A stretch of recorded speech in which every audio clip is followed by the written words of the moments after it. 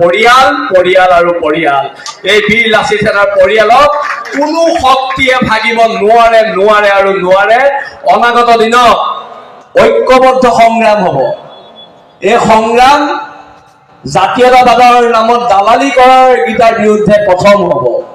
জাতীয়তাবাদৰ নামত দালালি কৰাৰ যিকেইটা মানুহে কৰি আছে সিহঁতৰ বিৰুদ্ধে প্ৰথম হ'ব। কিন্তু ঠাই এখন মই দৰঙলৈ গৈছিলো, তেতিয়া এজন আমাৰ স্থানীয় বিধায়ক তেওঁ কৈছে যে শৃংখলে 19 লাখ টকাৰ ঠাইখন ল'লে, নাই লোৱা, এখন মই ভাড়ালৈ লৈ গৈছিলো।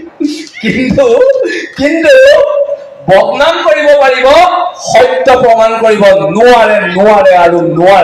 কোনো কাৰণত নকৰে। কোনো কাৰণত দেশ জাতিক বিক্ৰী কৰা নহ'ব, দেশ জাতিৰ কাৰণে অধিকাৰ কাঢ়ি অনা হ'ব। 17 চনৰ পৰা 23 চনলৈকে জেলতে আছো, আকৌ আমাক কথা ক'ব নাই। আমাক কথা নহ'ব না। পুলিচৰ মাৰ খাই নোপোৱা, আৰু আমি আকৌ GMCHত নাই দেই, আমি GMCHত নাই, এচি ৰুমত, আমি জেলত আছো, জেলত।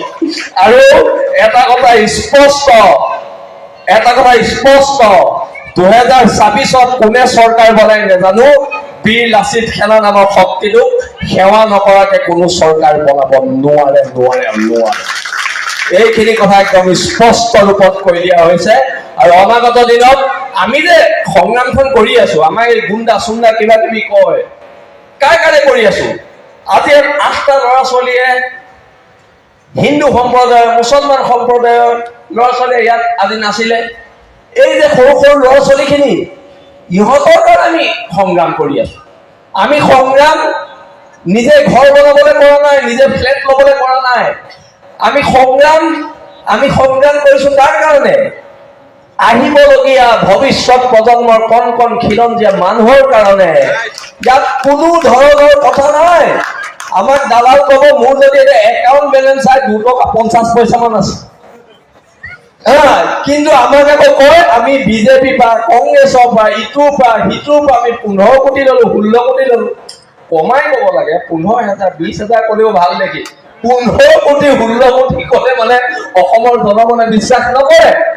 আৰু সেইকাৰণে মই এটা কথা স্পষ্টকে বীৰ লাচিত সেনাৰ আজি শিৱসাগৰৰ এই সৈনিকসকলৰ সন্মুখত মই কৈছো, যদি মই এই সৈনিকসকলৰ আগত কৈছো, যদি কোনোবা এদিনা শৃংখল চলিয়াই পইচা খায়, আপোনালোকে সেইদিনাই শৃংখল চলিয়াৰ পুতলা জ্বলাব আৰু শৃংখল চলিয়াক নেমানিব। আপোনালোকৰ বিশ্বাস আছে নে নাই যে মই কেতিয়াও পইচা নাই খোৱা? নিশ্চয় আছে, নিশ্চয়। আৰু এটা কথা স্পষ্ট,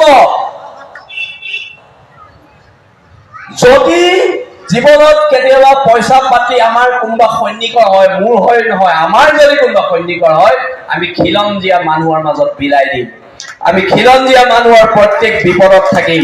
কিন্তু এইবোৰ দালালি কথাত আমি ভুল নাযাওঁ। আৰু আমাৰ বীৰ লাচিত সেনাৰ মানে কি হৈছে, সৈনিকসকলৰ একতাটো ভাঙিব বিচাৰিছে শৃংখল কোটিপতি। মই সেইদিনা মোৰ লগৰ ল'ৰা এটা থাৰ এখন লৈ গৈছিলো, মই দৰঙলৈ গৈছিলো।